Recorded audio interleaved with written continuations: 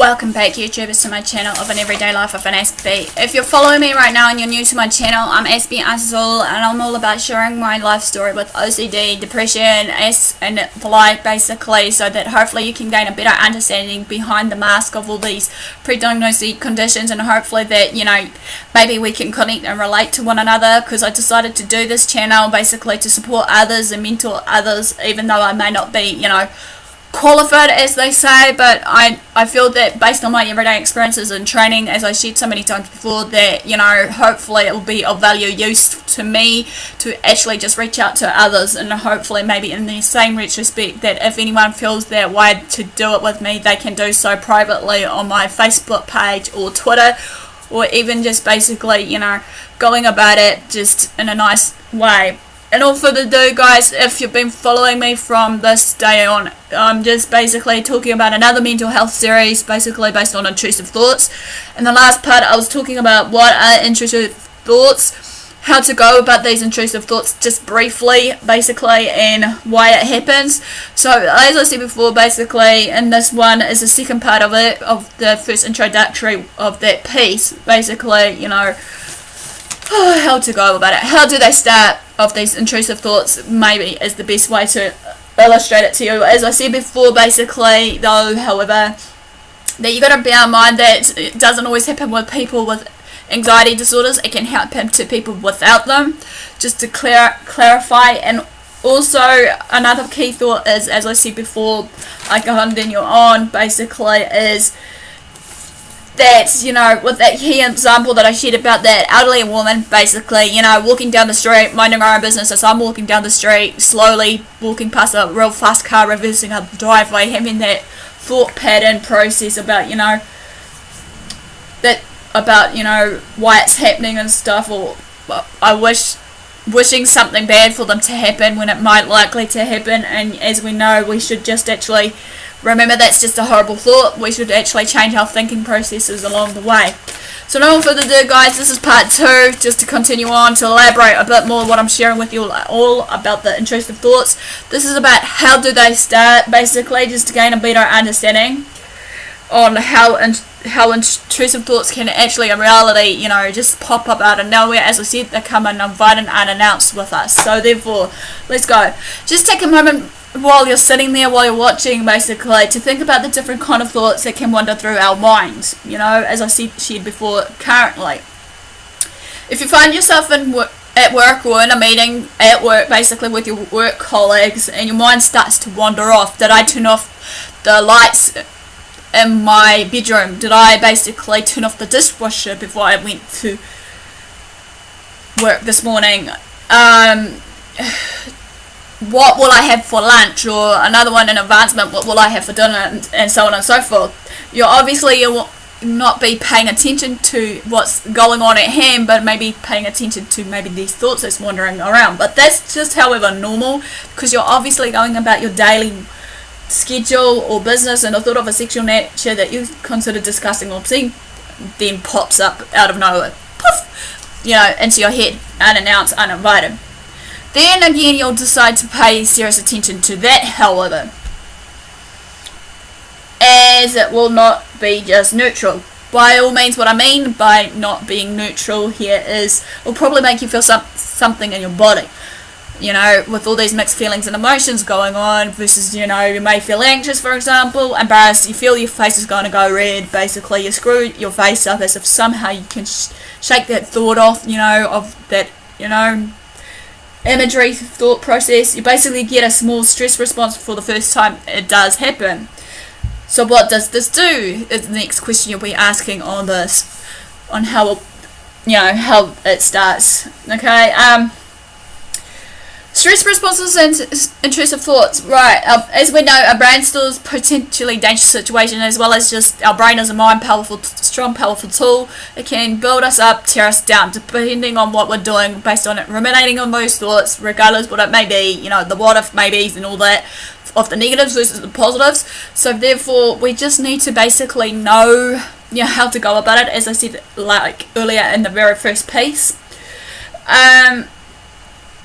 For example, the first time you place your hand on the ring of your new stove, basically, may sound stupid, and feel that burning pain shoot through your fingers.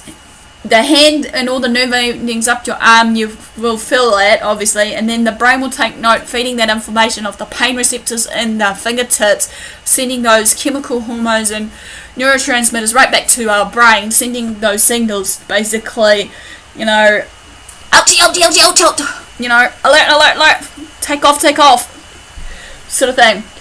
In doing so, though, the next time we go place our hand on the stone, our brain matches up to that same image again of the stove with danger and pain, and this hopefully will stop us from repeating that same process, putting our hands on the stovetop element.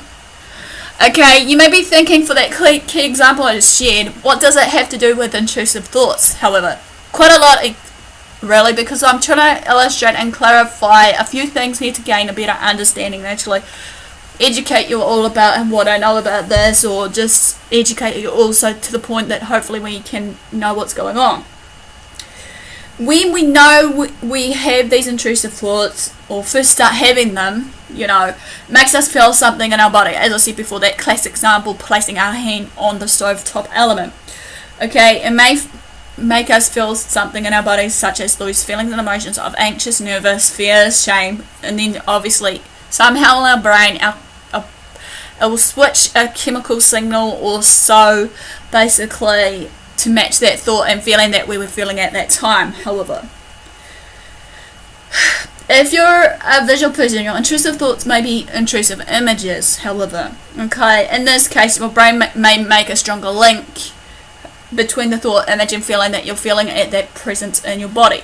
The stress response. Okay, as we know, neurons that wires together is the key thought to think about. You may have come across the same before somehow, somewhere, somewhat, maybe, you know.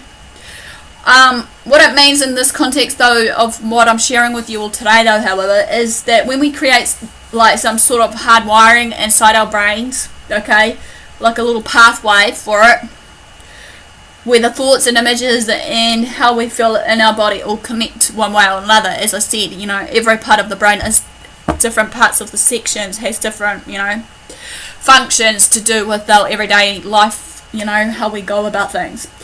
If they all become connected somehow, almost anything can act as a trigger response. However, whatever your disturbing intrusive thought is, everyday occurrence can cause a reaction. So whatever we do, acting upon it, like I said, versus the reaction. So it's like a law of physics, you know, every cause has to have a reaction.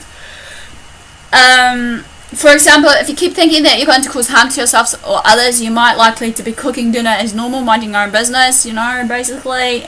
Then you take out a knife out of your, you know, knife block where you store your knives, or even out of your drawer, regardless where it may be, and the knife may act as a trigger of that thought that you're, you know, ruminating on. However, you know, another food for thought, though, the vicious cycle will then continue, obviously, of these thought processes, and then it will likely to expand further down the line, if it depends on, basically, you know, again, based on if we want to choose to act upon these or not. Now, you become afraid of knives and what you might think, what might you do, but none of these means you have done anything yet, or you're about to do something with that thought process, you know.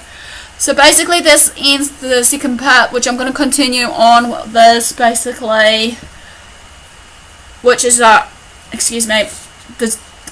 description of intrusive thoughts, obviously, that will cover basically the 3 different categories, which is your sexual intrusive thoughts versus basically your excuse me for a sec, sexual versus your religious thoughts versus your obsessive thoughts. Okay, basically it's going to be in the next one, and then hopefully last but not least will be the treatments, how to, you know, go about treating these intrusive thoughts, and hopefully that, you know, it will work along the way. So no further ado, guys, thanks for watching. Give me the for support, basically, showing that you're engaging and actually interacting one way or another. Feel free to comment below if you feel that, you know, I missed out anything, because of all means, like I said, it's all about us interacting and engaging one way or another. feel free to actually, for some of the ones that may feel that, you know, what I'm sharing with you may ring true to you, and maybe share your life story of what I'm sharing, regardless what topics I'm sharing, so that hopefully maybe that we can actually together build something up together as a network of a support system. You know, it's up to you guys. Feel free to private message me on Facebook, AspieAnswersAll, if you need any, you know, tips or advice or just someone to talk to. And all for the do, guys. Do what you love what you do. Thanks for watching, thanks for your support, and I'll see you all again soon.